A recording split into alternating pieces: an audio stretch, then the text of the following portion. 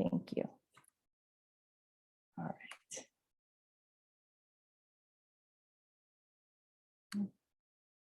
All right, so welcome to our very last week of our Eco Ambassador program, the summer series. Thank you again to all of our partners who really made the series possible. And today we have an exciting presentation from ASU waiting for us. So thank you, Sustainable Earth team. Thank you, Katelyn, for really coordinating all of this and getting everyone together so that we can really hear the work that's being done on the Sustainable Earth. So just as a quick recap, the scope of our summer program, it has been on storytelling, combining different information, data, maps, and the arts, including creative writing and visual arts for sustainable development goals and sustainability, and to share those stories and those topics. So today we have our partner from ASU sharing their Sustainable Earth program, which is a fantastic example of how to communicate the messages and the contents and the tools about sustainability to different audiences. And a really key element of our summer discussion has been, how do you make all of these different stories that are coming from around the world and stories related to the SDGs be more present in the classroom and the schools and the different learning experiences. So to that end, we're really looking forward to hearing from you. And towards the end of the day, we also will hear from Ms. Betsy Freeman from Readington Middle School to show some examples of how the SDGs are being incorporated and mapped out so that it can become part of the classroom learning and classroom learning contents. So before we get started, we wanted to say a quick reminder that this workshop series is working towards the culminating activity for this workshop series is the event that is being held in September. It's the International Conference on Sustainable Development, which is going to be held at Columbia University. It's going to be virtual this year. So you see the registration link over there, and we'll share it in the chat box as well. The full agenda for that is available. And our session related to this workshop series is going to be held on September 18th. It's a Sunday, and that's not a mistake. It's held on a Sunday so that as many teachers and students can join without it conflicting with their school schedules. So we'll put that in the link, but we really hope that you'll join that as well as the last activity. So again, just quickly the agenda that I just explained, and then towards the end of the session today, hopefully we'll hear from some of our Eco Ambassadors, just quickly sharing what their story maps. They'll be coming in today, and some students I know will be sharing them tomorrow as well, but that's upcoming. So we won't go through these in details. You've heard this all throughout the 7 weeks, what our program is about and what the goals have been. So we'll skip through these so that we can really dive straight into the presentation from ASU team. So we'll hand it over to you.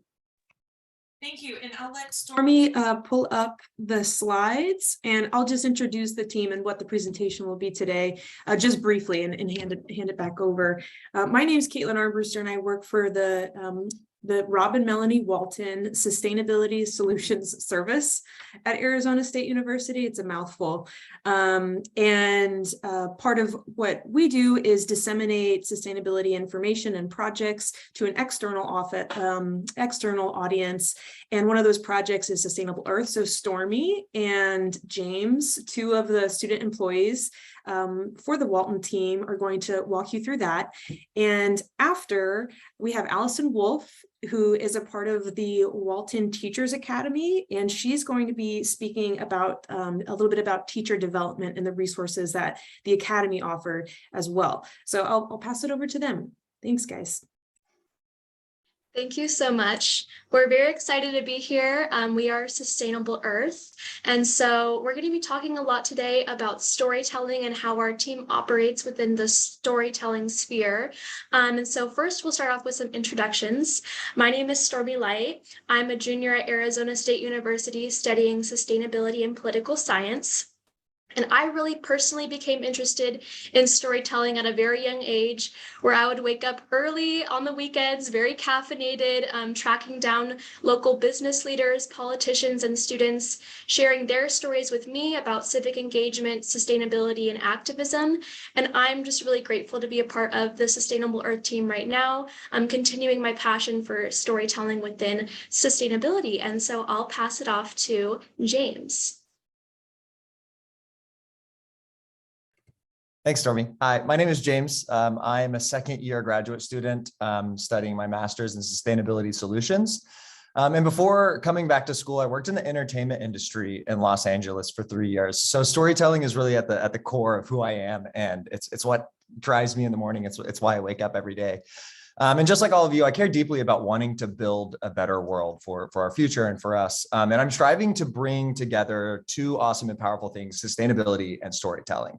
And where Stormy and I work now at the Walton Center, and specifically with Sustainable Earth, we have the opportunity to do just that. And it's awesome.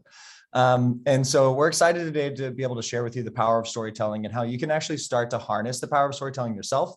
Hopefully you can be inspired by our creative process. And so today, Stormy and I are going to walk you through what Sustainable Earth is, who we are, who we work with, dive a little bit into our sprint process and how we actually come up with our content. And then we're going to do a virtual field trip over to our website so you guys can check out a little bit of what we have on there. So what exactly is Sustainable Earth? We are a new grant project website, and we actually just launched this year, so we are pretty new, but that's exciting because we can start to really build out our content. And we focus on creating actionable educational materials with the great minds that are at ASU. There's a lot of really cool people doing a lot of really cool things. And we want to be able to take those resources that are happening in ASU, but then actually broadcast them to a broader audience, a global audience outside of just the ASU bubble. And so we have three target audiences that we look to create our content for, and that's going to be educators, small businesses, and the general public. And within these audiences, we have more specific personas that we'll get into later whenever we talk about our creative sprint. But yeah, we'll get into that a little bit later. Awesome. Thanks, James. So who is actually on the Sustainable Earth team? Well, we are a collective of ASU students, staff, and faculty with various creative talents in media, storytelling, graphic design, and sustainable solutions. But what's really unique about our team is we are almost entirely student run. So our team is mainly comprised of undergraduate and graduate students, and we have our fearless leader, Kate, who guides us through our process for content creation. So as a team of mostly students, we have a really unique perspective on the stories that we're able to share and the sustainability content that we're able to create on the site. And I was immediately impressed when I first joined the team at the variety of backgrounds that we have, and just what we're able to share as a team in general. And even though we have a small team, we definitely pack a punch. And even though we have varied interests and backgrounds, I think this actually works better for our team and the content creation that we are able to create. And as a team, we don't actually have all of the expertise in the areas, which is why we actually prioritize making connections with our contributing partners. And you can see those here on the slide. And you may be familiar with some of these organizations here. And we just think it's very important to be able to partner with people. And so if you're interested in contributing or partnering with us, we invite you to reach out to us, because we are always looking for ways to meet the needs of our content and our audiences through partnering with other people and other organizations.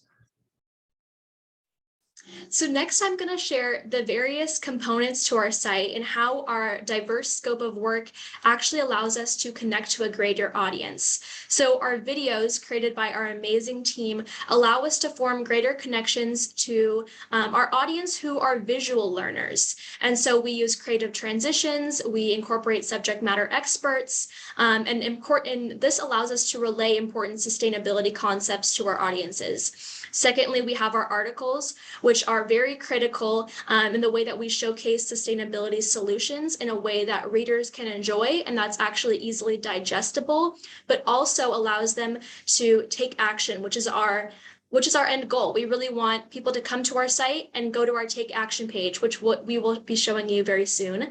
And then we have our classroom activities, our games. We're going to be launching a new game coming in the fall, so stay tuned for that.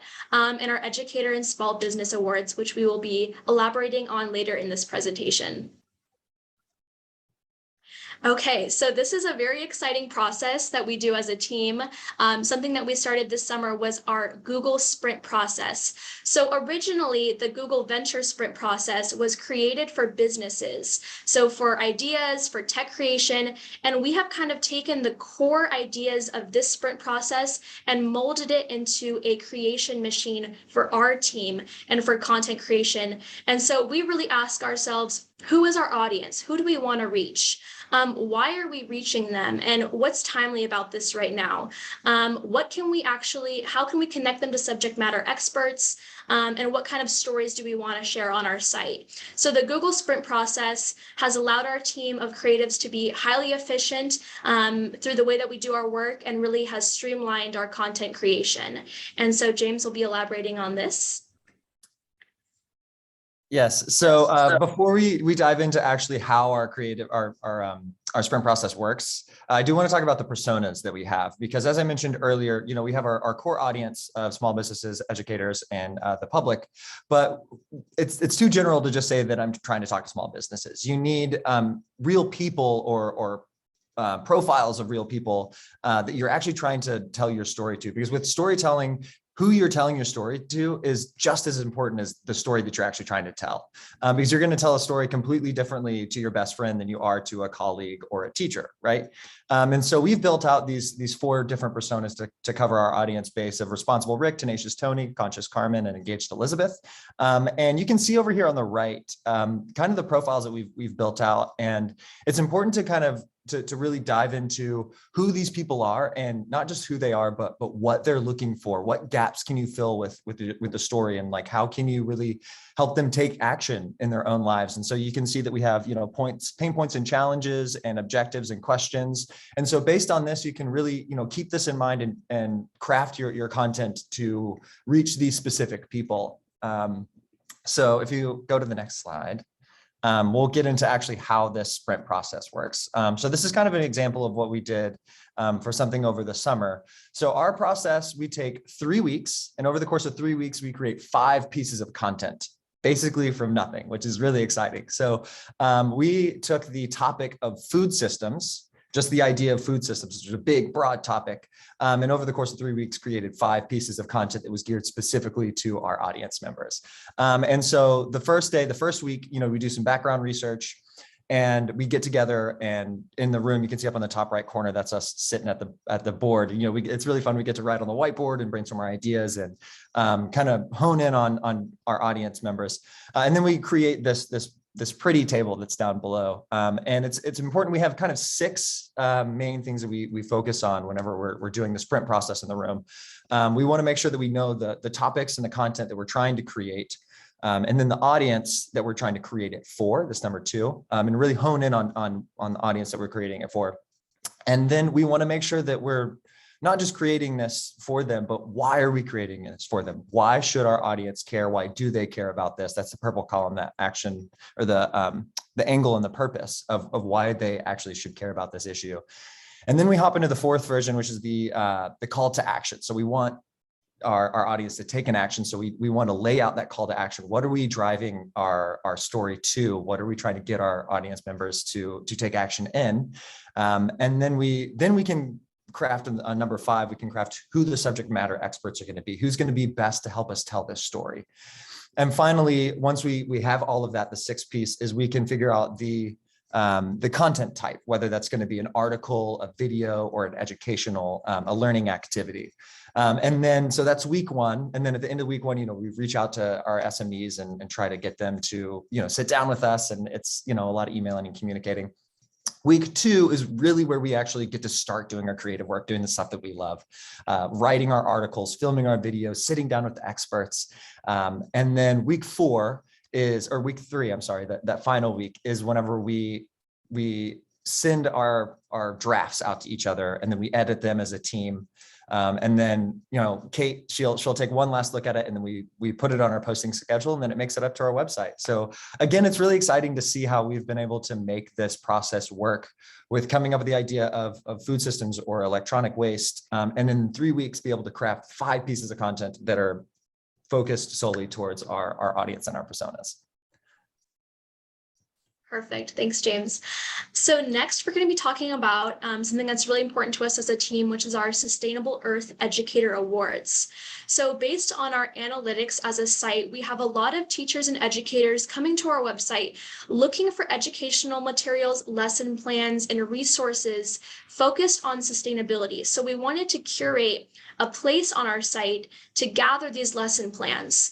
And so we received submissions from educators all over the United States, incorporating sustainability into their curriculum. So what we did was our team looked carefully through these projects, and we ended up awarding $20,000 to educators prioritizing sustainability initiatives in the classroom. And so these lesson plans will actually be featured on our site as a method of storytelling to inspire other educators who are maybe thinking, oh, this is really fascinating. I kind of want to incorporate sustainability into my classroom, whether you're an art teacher or a science teacher, this may be something of interest to you. So as a method of inspiration for them. And so in the blogs, we'll be posting to our website showcasing these projects and these teacher-tested lesson plans. We will use this as an opportunity to explain what sustainable development goal focuses are actually being covered, because the sustainable development goals also really drive the work that we do. So if you're currently an educator who is interested in participating in our Educator Awards, we will be launching this again next year. So if you're interested in applying, please look out for that. Okay, now is the time for our virtual field trip where we will be walking you through our site. So let me show you the Sustainable Earth site. Okay, so this is our beautiful homepage. As you can see on the right, we have our small business resources, where we have our sustainability courses, where you can earn sustainability credentials, and our small business awards. And stay tuned, because we are currently, as a team, putting out podcast sessions with the businesses that we interview for the Sustainable Business Awards. And so stay tuned for that, because we're really excited about that. Under the Learn category, I'll just show you an example. So we have our videos. This is our Biophilic approach to environmental justice. So this was an example of a video we did for the environmental justice sprint. And as you can see below, the power of your plate, that was a video that James did for our food system sprint. So everything is very sprint focused, and everything is created by the students, which is also very exciting as well. Here we have our articles. Again, everything is very sprint focused. So it's each, like James had described earlier, we have our content sessions where we focus on various topics. We then have our classroom activities. We have a very exciting game this fall coming out on energy resources. And then we have our Educator Awards. And so that is the hub for our CIAs. And then if you want to learn a little bit more about us, this is our About section, but this big shiny button on the right, Take Action, that is where we really want everyone to go to on our site. You can join our mailing list. You can take a survey. I think James will be putting a link to our mailing list in the chat. So if you are interested in joining, please feel free to do that. But the site really covers a variety of topics. You can join our sustainability challenges. You can download our guides, but we really want people to feel excited and energized about sustainability through the digestible content that we create. And so that's really exciting for us as a team. And now I will pass it over to Allison with the Walton Sustainability Teachers Academy. Thank you so much for listening to our presentation. You guys did a great job. Hi, my name is Allison Wolfe. I'm with the Walton Sustainability Teachers Academy, which is kind of a partner program of Sustainable Earth, or we work closely. I am the siblings. Yeah, that's a perfect way of putting it. I am the project coordinator at the Teachers Academy, and I also was a teacher for 7 years. So I'm right there with you guys, and I have a big passion for sustainability, but I also have a big passion for professional development. If you wouldn't mind moving on that next slide, we can talk a little bit more about what we do and who we are. We are a team of students and staff at ASU who are committed to providing high quality, sustainability-based professional development opportunities for K through 12 teachers. That is the kind of general scope of who we are. And like I said, I was a teacher for 7 years, so I'm particularly passionate about just providing really good, applicable professional development for teachers. We believe that sustainability professional development is one of the most effective things you can do for sustainability, because sustainability should be place-based. And that kind of ties in as well with the storytelling element, because sustainability is going to be more effective when it's relevant to the community it is being practiced in. And also, teachers have a huge impact for sustainability. I mean, as a teacher, I had 150 students walk through my door every single day. And most teachers have that experience. And that is a wide sphere of influence. They're also working with people that are determining what they want to do with their lives and how they want to live their lives. And so this is the opportunity that teachers, there's this amazing opportunity that teachers have to make a really big impact on the world, not just their classroom. So this is a really important thing to us and also to me personally. If you wouldn't mind moving us along. Perfect. So we have 3 major programs within the Teachers Academy. We do a National Sustainability Teachers Academy. This is kind of your introductory sustainability course. Here's what sustainability is. Here's why it matters. Now go forth and use it in your classroom. We have a teacher fellowship. This is kind of the advanced level where we ask teachers, we pay teachers to develop professional development for their communities and then teach it within their communities. And this goes right along with thinking that sustainability ought to be place-based because this gives teachers an excellent opportunity to practice place-based sustainability and choose topics based on what's appropriate for their community.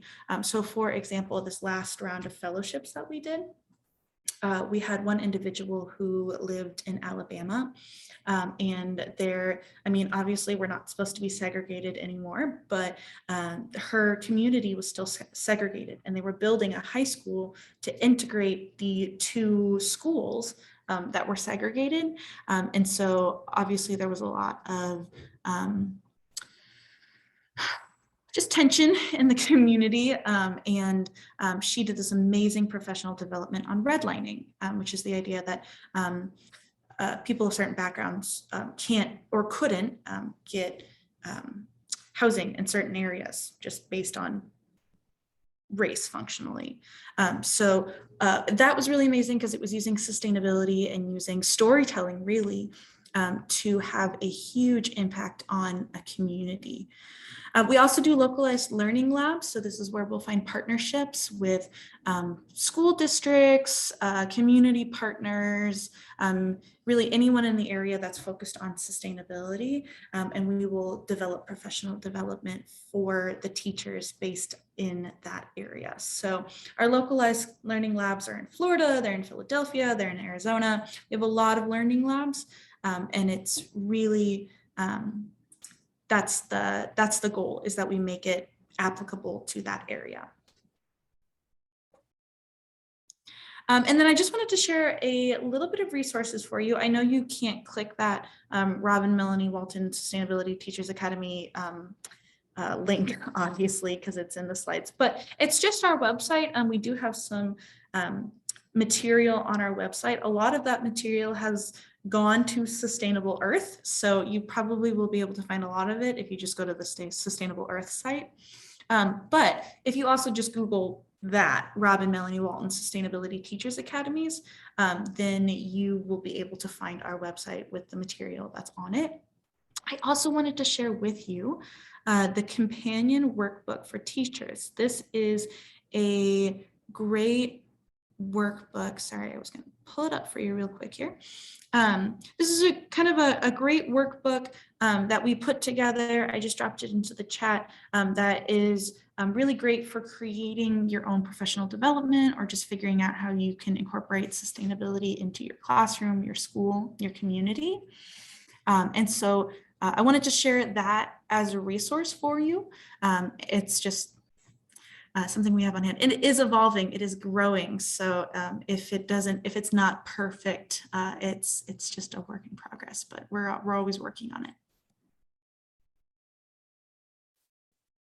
And then if you're interested in learning more, so if you are like, oh, cool, sustainability, professional development, I want to know more, I want to be involved. We would love to have you involved. We would love to have you on board. Obviously, you can't fill out the form, but I will drop that in the chat, but you can use that QR code. You can just scan with your phone to get on our mailing list. And I mail out about every quarter professional development opportunities. And a lot of them are online. So if you don't live in Arizona, you can still be involved. Yeah, and yeah, that was the end of, just wanted to kind of share who we are and what we do. Yeah, thank you for giving me the opportunity to present.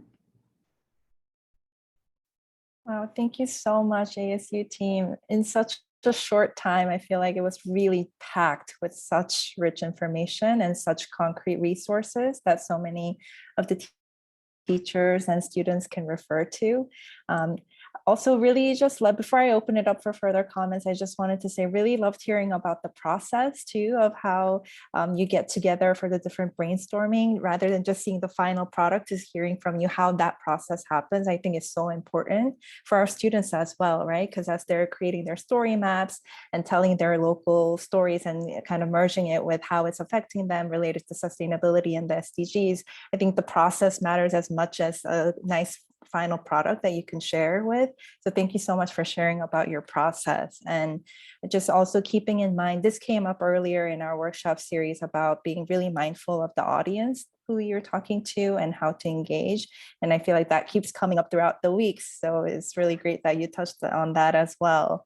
I think it's great for our students to remember that as they further build out their stories and the story maps. And really loved how taking action is such a big part of your approach, and is very visible on the website as well, so that all these wonderful resources, it's not just information that stays there, but then what happens with those, right, is also so important. So really thank you, it's such great information. And for the teacher trainings as well, just a quick question before I open it up, is that open to all the different, all the teachers in different states, nationally, the training opportunities, the professional development? So absolutely everything is all open. The only thing is some are in person and in a particular state. So obviously that is not available, but other than that, if they're online, like NASTA, National Sustainability Teachers Academy, we usually do online.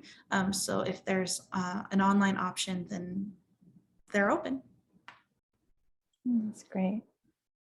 Because we have students and teachers joining from different states, as you may already know, so that's great to know. Are there any other questions or comments for our presenters? You can unmute yourself for this portion, and you can feel free to use the chat box as well.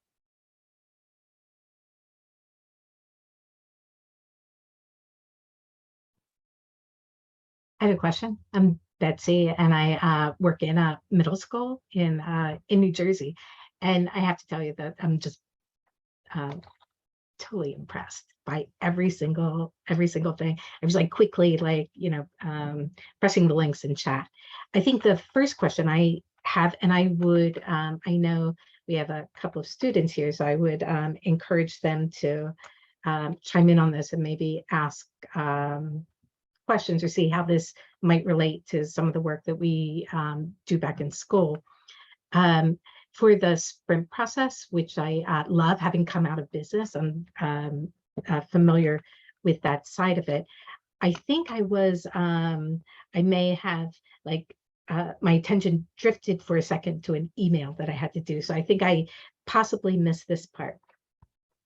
For the sprints, you do them to develop communications for sustainability that your group will put out, and then you engage with experts and you put on role-based hats during the sprint. Did I understand that part correctly? Yes, yeah, definitely. So Okay. the sprint process is it's 3 weeks, but then kind of in my mind, you know, the sprint process is over the course of the 3 weeks, but really the creation of all of that happens, and whenever we get together, we call it our sprint. And it's, you know, about an hour and a half whenever we sit down in the room and we brainstorm, like that big table that we showed in the slide. We created that in an hour and a half. And that's in the first week. And then we actually get to go into the work of actually like sitting down and writing out and filming videos and doing everything. But the hour and a half is whenever we sit down and like actually like focus on who we're going to talk to, why we're talking to them, and focus on our audience and everything. Yeah. Does that answer your question? It does, and it's leading into like the next series of questions that I have actually. So when we were looking at it, I was thinking, oh my goodness, that reminds me exactly of the empathy maps that we do when we're in kind of our own design process. Callum, if you're on right now, do you think you could explain to them the what we do or what you guys do with empathy maps and how it might like align with what they're doing? So empathy maps are where we have the one big central idea and we have our target audience, and then we kind of put ourselves in the audience's shoes, and then we're looking at what they're seeing, what they're hearing from outside sources, what they're doing about certain issues, how they're feeling about certain issues, and try to just get their overall point of view on the topic so we can figure out better solutions to better fit their needs. And that's awesome. If I could jump in real fast, I think that's really cool. Callum, is it? That you're doing that. And I think it's so important to remember that yes, exactly. Step into the shoes of the people that you're trying to like create your content for. And also I think that one piece too that we really focus on is what are those people like actually looking for? Like what is missing? Like what ideas, like even, you know, if you're creating something for somebody who's a sustainability, just a general public, you know, do they not know what composting is? They care about composting, but they don't know how to do it. Like understanding like what they want to do and giving them the resources to be able to do something, or telling a story and like empowering them. We do a lot of like work of like trying to empower our readers or our viewers. So I think that that's also something that's important to think of. But I think that's awesome that y'all are doing that. Way to go, keep it up. Yeah, and then at the bottom of the empathy map, we have like their pains of the problem and what they'll gain from our solution in their problem. Yeah, that awesome explanation, Callum. Thank you. And it's so tied to that. I know the sprint process is usually maybe like a 5-day process, multi-hours if we're doing it in the business context. And so when you were explaining your process, I was like, oh my God, I wonder if they ever do sprints with outside groups, as in schools, as in classes, or something like that. So I'll just jump in here and say that, yes, the Google Sprint is typically a 5-day sprint, and we've adapted it to, you know, what we wanted to do typically, or, you know, it's used to create something, you know, and sometimes content, especially the amount of content we want to create, it will take longer than 5 days. So we've stretched it and adapted that model. However, we got our start with the sprint process in redesigning our website, and we actually partnered with a design agency to help us, and they introduced the sprint process to us. So we actually developed our website, and if we pair them together, our website and our logo in 1 week. The logo was a 1-day sprint, but then the website was a 4-day sprint. And so we were introduced to that and we loved it. And so that's why we started to adapt it. And I was just emailed Allison actually before this, because we're coming up with all these different ideas of how we can actually use our website as a learning tool and a lesson plan mechanism, by instructing, this is how you can use our website. And this is how, you know, putting a little bit more out there in terms of this is our process and this is what you can do maybe in your classroom. So we were just emailing before, can we put a lesson plan together for educators, maybe that would integrate a sprint process. Maybe it's not for content, but maybe it's for a classroom project, you know. But putting those together and paring it down and showing some examples that way. So I just wanted to jump in and say that.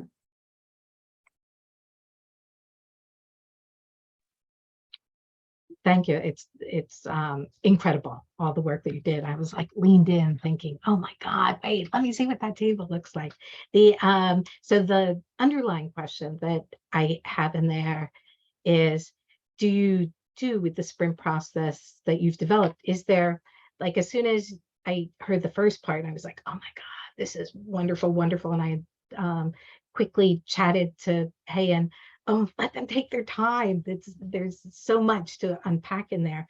But I'm wondering if that crosses over with Teacher Academy in some way, where you might be introducing that sprint process that you developed to help, I don't know, teachers, schools, and or districts develop their own you know, sustainability plan, or, you know, how they would integrate that within what they do in their schools. Because I know, you know, the big difference coming, you know, business side over to schools is that there is like no time. And that, you know, the thought of trying to get people to get no time for kids in the classroom, no time for teachers to get together, all of that, but that it is spread out over that couple of weeks seems like a fantastic opportunity. And so I think my question is, after that giant lead in, do you do that?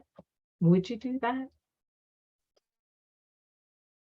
Well, I can't speak for Allison and the Teachers Academy, but that, again, that's similar to what the conversation I started with Allison this morning is like, how can we develop this into some professional development? And it's something that I'm silently advocating for within the Walton team at large, because we've seen so much help with it. And what I can say also is that I think there are similar things happening. Maybe they don't call them sprints, but the whole idea is just like this pairing of design thinking and systems thinking. And that's what, when we're talking about sustainability, we're very much talking about a system. We're very much talking about the design of a system. And I think Allison already integrates that a lot into in the professional development resources in their nature. You know, just like the empathy map, it's a system, right? Where we're talking about all of the holistic aspects. You can call it permaculture too, you know.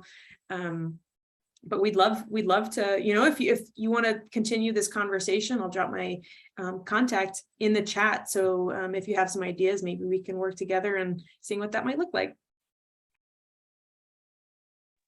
Absolutely. Yeah, I think just really wonderful work you're doing across the board. Betsy, I think this might be a perfect lead in also to share some of the very exciting things you're doing at your school in terms of mapping, you know, sustainability to the standards across grades. And I know there's a lot at work. Would you like to share a little bit on that with the group, please? Oh, I think you're on mute. Sorry, I of course just realized I'm the worst presenter, even though it seems like we do it frequently.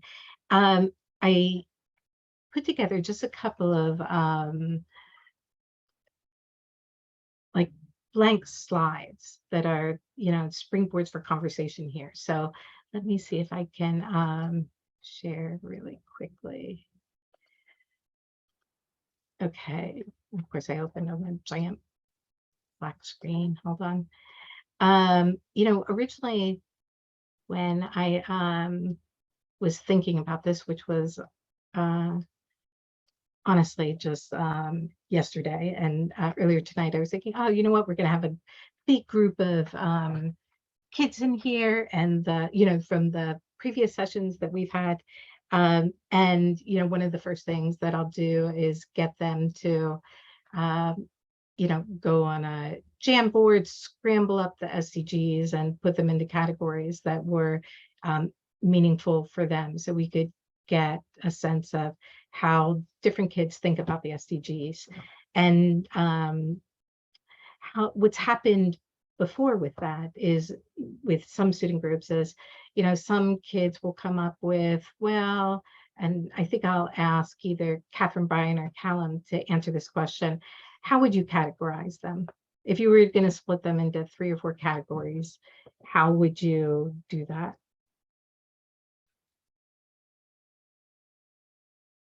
I would throw it out to the adults too, actually, since I think one of the foundations here is that we're all committed to and pretty facile with the SDGs. So the way I see some of it is more geared towards regular everyday people. So like no poverty, zero hunger, good health, well-being, quality education, gender equality, clean water and sanitation are going to have a bigger effect on the everyday person per se, rather than like industry, infrastructure, and innovation. May have a big and decent work and economic growth is going to have a bigger impact on the corporate side of the world. It's going to have a bigger effect on businesses than it will the everyday person. And so I split into kind of 2 categories: if it's going to affect the everyday person or businesses, or the bigger side of it. Catherine or Brian, do either of you guys want to take a shot at it?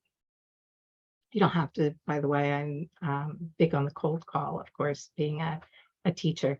Some of the ways people have categorized them is maybe by environmental ones, definitely by what Callum is saying, what's doable at an individual level and what's really doable at maybe an institutional level or an organizational level.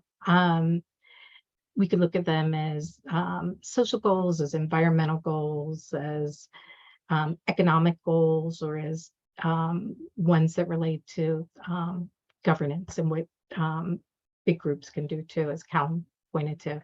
I thought I wanted to open with that, and if we were like in a kid-oriented group, then I thought it's always interesting to see what they come up with. Some kids have come back with here's the ones that are possible, these are the ones that are impossible, and these are the ones that maybe we could do. And I think it gets, it all brings me back to this idea of, okay, if we're going to integrate the SDGs into education on a broader scale,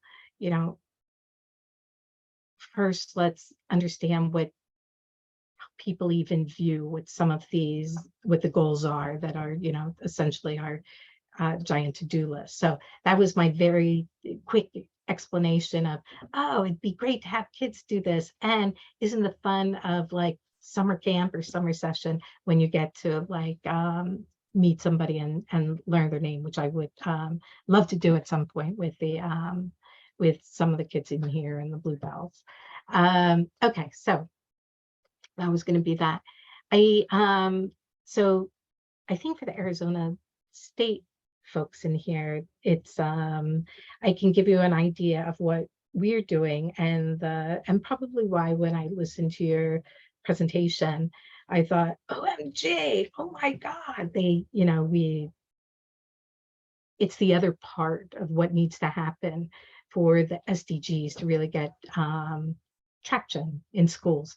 So the work that I'm doing this summer, along with a couple of other folks, is taking something as broad as the wonderful mission statement that we have in here. And if it was kids, I was going to go through and say, okay, what are the important points of the mission statement? What are the words that pop out to you? And Katelyn, since I have you on camera with me right now, what are the words that pop out to you in here? Probably empower, community, purposeful, integrity, cultivate, discovery, connections, diverse, and global society. Yeah, I would definitely agree with that. And I think I probably wasn't even fast enough to keep up with your thinking there. And so what we started to do is take this mission statement, and we just came out of developing our strategic plan. Last year was the first year for it. So we're in meeting goals this year, or planning for goals. And the goals that we took out of there. So Katelyn said we're about empowerment, we're about community. And so it's about empowering people in the community, right, to lead these purposeful lives. I think Katelyn probably said discovery, which I didn't highlight in there. About discovery, embracing connections, and then understanding that we're local to global, and that it's and global to local, and that we're in there as a diverse group, or recognizing that we're a diverse group. And so out of there got distilled down to 3 different planning groups. One that's on understanding the partnerships that we have in the community, one that are, and that be local and global, one that's on inquiry or inquisitive learning, and the other on SEL, or social emotional learning, social awareness. And so the idea is that we integrate this all across our district, and we're a K-8 district. And so my question, tying this mission statement into the global goals, Katelyn, do you think they align? That if we're all about, as a school district, empowering the community, encouraging and supporting people in the community, so it's not only students, but it's going to be staff and everybody in the school community, to look at learning as discovery and making connections. Does that serve? Yeah, I think it connects very well up to the SDGs. Yeah. Can you give an example? So probably like connections, obviously, or inquisitive learning goes up to SDG 4 for quality education. And then like our partnerships goes up to 17, because we're constantly moving forward with different partners to achieve goals. Good. And using both of those really to achieve like all of, pretty much like any or all of the other SDGs, right? What are some of the SDGs that you're working on right now, working on action towards? Yeah, so in my story map that I did for this, and what I'm doing this school year, is working towards SDG 12. Then there's SDG 13, obviously, because everything we do is in kind of SDG 13. It also works towards I feel 14, and then probably 7. Yeah. Brian, off the top of your head, without going into the sub-targets, what are your SDG goals? It would be 13, 15, and a little bit of like 11.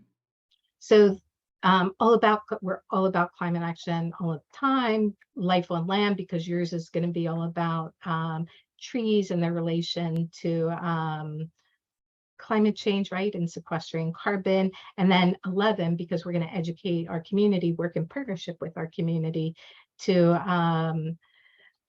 help build resilience within our school and community, right? So I think the first part of what I was trying to get to was ways that we use the SDGs to help unpack our mission statement, so we see how relevant and grounded we are. So I'll get back, I'll just blow through this part really quickly. We have subgroups in here. My other role, other than gifted and talented teacher, enrichment teacher, is the coordinator of Green Initiatives, Green Initiative Sustainability. So my hands are, deep into like a lot of this stuff. The partnerships piece, what we did is we put out a form across the district where all staff members added partnerships that they were interested in. A next part that's not on here that ties to that is another team is working to map climate change standards and sustainability across the curriculum. So what we've been doing is taking like all of the curriculum documents, looking at the standards, and then looking at where we would identify some of those partnerships or community assets that we have that we can use for place-based learning and like many of the things that that Arizona State folks have mentioned. And then SEL, because really that ties like all of it together right there. I went to this slide because I always have this in the back of my head as a teacher, and it's the simple way of thinking of backward planning, right? What do we even want students to learn? How will we know what they learned? And then how do we get there together? And I think Radhika underscored the point that for every session that she does, she learns. And so it really is all about schools that learn, teachers that learn, staff that learns, and kids that are learning all together. So while I didn't bring the specific examples of here's the curriculum doc that we're looking at and here's where we're marking it up, this is the general approach that we're taking to integrating sustainability and climate change across and partnerships, across all of our curricula. Of course, the big piece of that then is you can write it in a curriculum document, but it's this same thing we can apply to teaching or learning, and teaching and or learning. We know in this case what we would want students to learn and teachers to teach. How will they know that they learned it, right? And so it's this idea that, of course, we can put all this stuff into the curriculum documents, but how do we know that they learned it? And that would be from a staff, a teacher perspective, how they integrated that into their own teaching practice. And then, of course, how effective that was for them and for students alike. And then what does that journey look like? Journey for teacher learning or staff or school learning. And then, of course, for students, outlining those learning activities, where students would be able to demonstrate what they've learned, which is exactly how we look at the story maps in one part of learning. The classes I teach are very different. So in our school, we have, of course, and so I'll just speak to my gifted and talented classes, that we have, they have advanced math, they have honors of math, they have the same thing in language arts, and we have like all of these wonderful content areas that are geared to, meeting the student where they are and where they may be. So the piece that I teach is all about thinking skills and how kids can become autonomous learners, how they can confront the complexities that they'll face when, really, even now at this age, but, as they, go up the chain all through, higher education and then out to a career.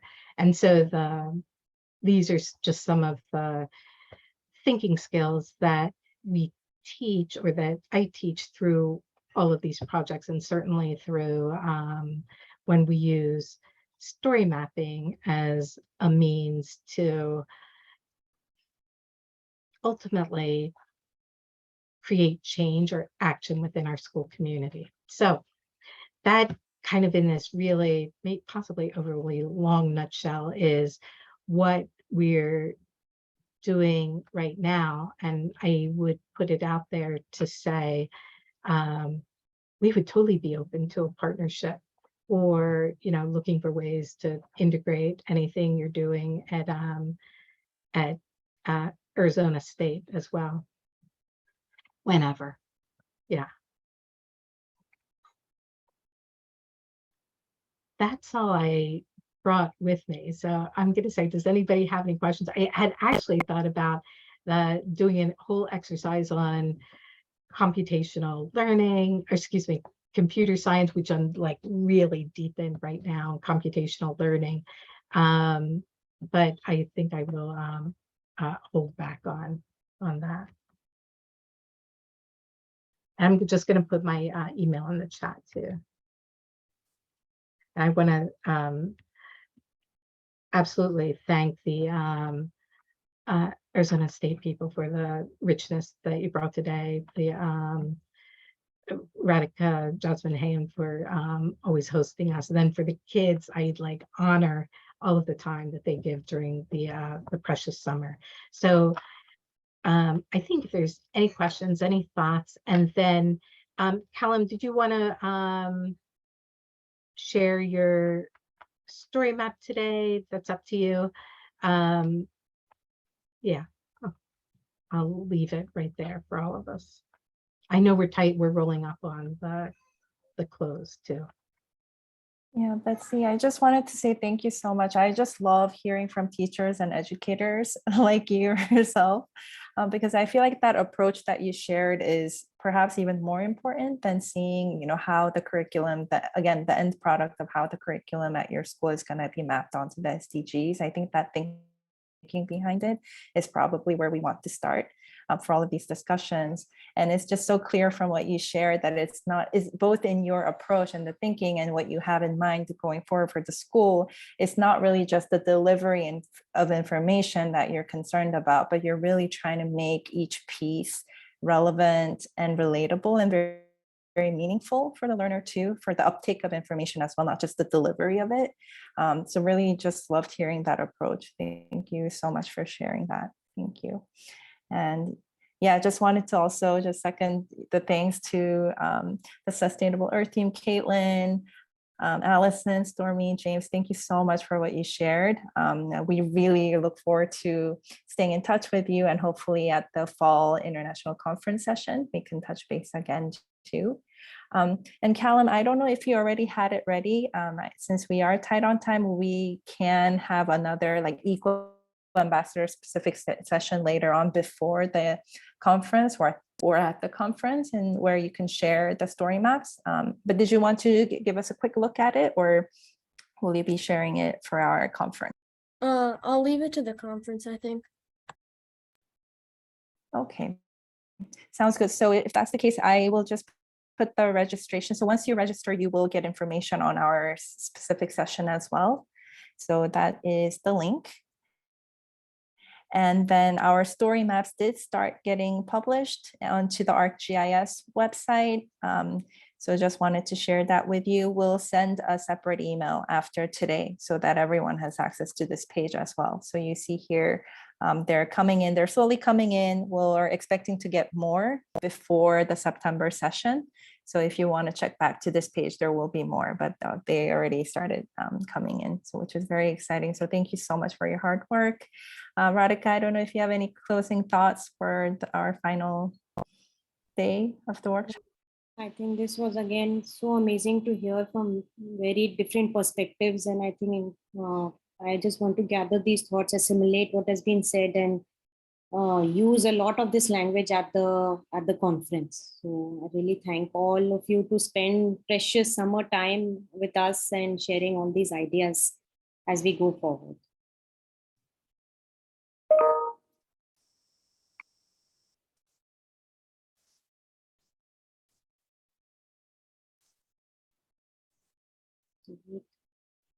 Thank you so much. We'll see each other at the conference then. Betsy, anything else you want to say? I just wanted to throw in, I know we have a couple of story maps that aren't submitted yet, and we develop in our, some of them may be developed because we have our own ArcGIS account, so they may not have shown on your side yet. But I think our target is we just want to take a look at them when we get back to school. So we're really targeting the top of September for our completion, just as a heads up. Looking forward to getting all the amazing story maps and continuing our discussion further. Thank you. Thanks, Thank everyone. you so much. Thank Thank you, you. everyone. See you soon. You Thank all. you.